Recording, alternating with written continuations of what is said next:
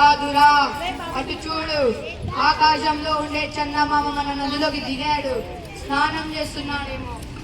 అమ్మో, మనల్ని చూసే నీళ్లు చల్లుతాడేమో. నాకు భయం. భయం ఎందుకురా? చంద్రుడు చాలా చల్లగా ఉంటాడు. మనం పట్టుకుందాం పదండి. భలే చెప్పావు. ఈ చంద్రుని పట్టుకొని కుండలో పెట్టి మన గురుగారికి బహుమతిగా ఇద్దాం. అప్పుడైనా మనకు పల్లి పట్టీలు కొని పెడతారు.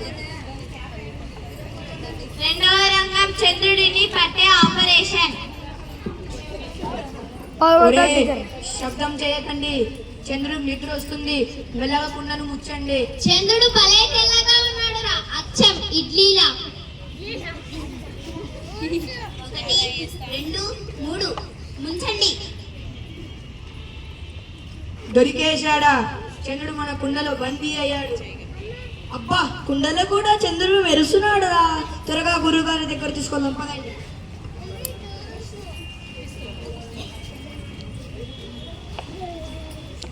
మూడవ రంగం దారిలో ప్రమాదం. జాగ్రత్త, లోపల చంద్రుడున్నాడు. వాడు కింద పడితే లోకమంతా చీకటి అయిపోతుంది. చంద్రుడు పడితే పర్లేదు, కానీ నా కాలికి రాయి తగిలితే మాత్రం పులిహోర కింద పడిపోతుంది.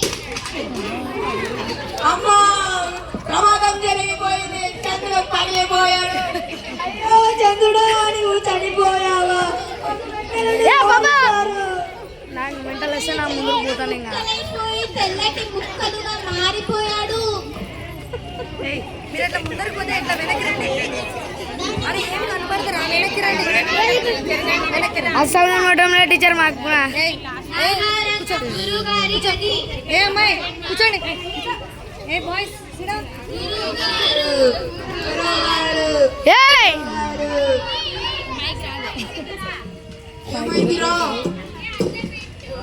పగిలిపోయాడు గురుగారు.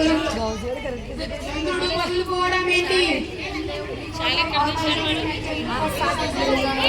అడిగి తీసుకున్నాడు.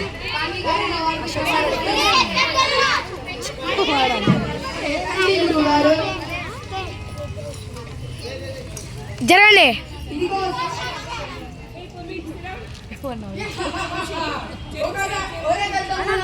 ఒకసారి ఆకాశం వైపు చూడండి.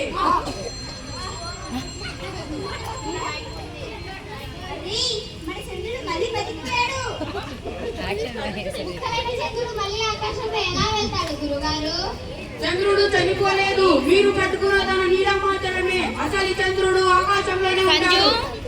సంజు దామా